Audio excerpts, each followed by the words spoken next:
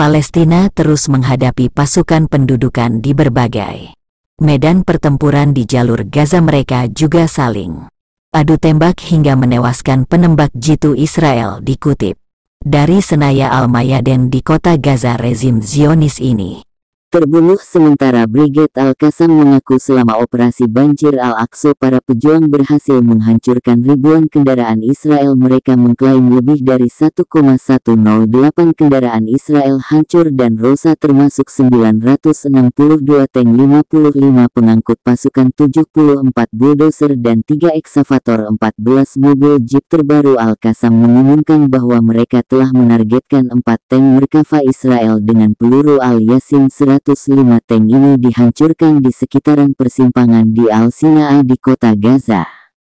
Serangan itu menyebabkan seseorang tentara Israel tewas dan lainnya luka-luka. Brigade Al-Quds juga menargetkan pasukan Israel dengan peluru kendali yang bersembunyi di sebuah apartemen di sekitar Al-Haus, daerah sebelah barat Han Yunis, selatan jalur Gaza. Brigade Mujahidin juga mengumumkan pengeboman kota Ashdod yang diduduki dengan sejumlah rudal S-40, menargetkan permukiman Karmia Yud Markai, Orhaner, Kfar Saat, Olomin BRI dan Nahal Oz dengan semburan rudal jutaan warga Yaman. Ultimatum AS Inggris.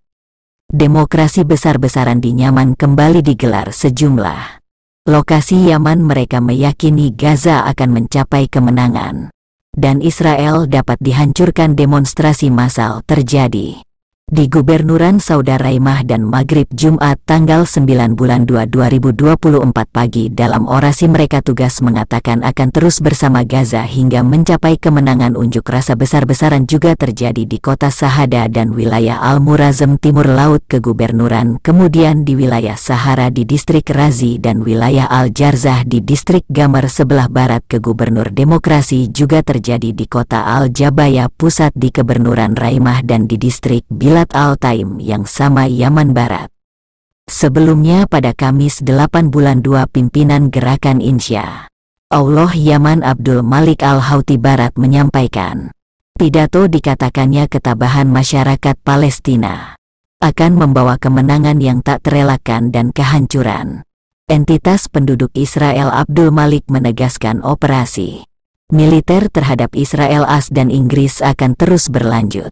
Mereka tak akan berhenti melakukan sebelum Israel menghentikan serangan ke Gaza. Demonstrasi terus berlanjut di Yaman setiap hari Jumat dengan seiring demonstrasi besar-besaran yang melibatkan jutaan orang di ibu kota Yaman. Aidef gigit jari AS tolak beri dukungan pasukan Israel melakukan penyerangan, namun Amerika Serikat mengatakan pihaknya tidak akan mendukung operasi militer Israel di kota Rafah di jalur Gaza bagian selatan. Sebelumnya Menteri Luar Negeri AS Antony Blinken juga telah berujar bahwa negaranya mengkhawatirkan rencana Israel itu.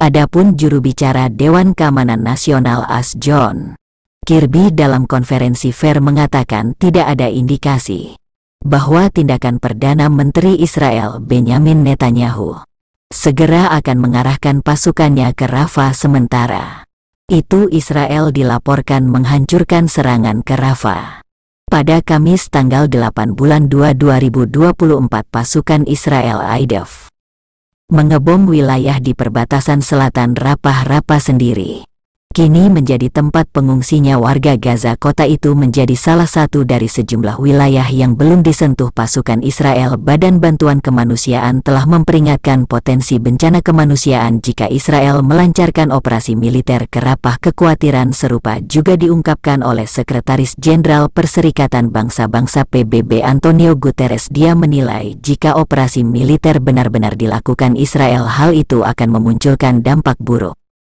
Rusia pasang badan Hamas. Rusia terus rutin melakukan dialog dengan perwakilan faksi di Palestina termasuk Hamas. Duta Besar Rusia untuk Antar Fitri Duga Akin menyebut misi diplomatiknya dikutip dari Al-Mayadin. Duga Akin menyebut Hamas adalah bagian integral dari kancah politik Palestina oleh karena perwakilannya harus diberikan untuk bersipasi dalam kehidupan politik atas kesetaraan dan non-diskriminatif, disebutnya Wakil Kepala Politik Gerakan Hamas Muza Abu Murzalik melakukan 2 kunjungan ke Moskow. Masa pun ditemui oleh Wakil Menteri Luar Negeri dan Perwakilan Khusus Presiden Federal Rusia untuk urusan Timur Tengah Michael McDonald, Duta Besar Rusia untuk Qatar, menyatakan bahwa dialog antara Moskow di Hamas tidak terbatas pada masalah kemanusiaan terkait pembahasan tahanan, melakukan dan memberi perhatian besar untuk mencapai penyelesaian politik antara konflik tersebut. Saat melakukan pembicaraan, baik Moskow maupun Hamas fokus pada kebutuhan untuk segera membebaskan warga Rusia yang tersisa yang ditahan selama Palestina 7 bulan 10 2023. Hasilnya pada November lalu Rusia berhasil membebaskan 3 warganya. Dugakin menunjukkan bahwa konfrontasi militer perlu dialihkan ke penyelesaian politik dan diplomasi.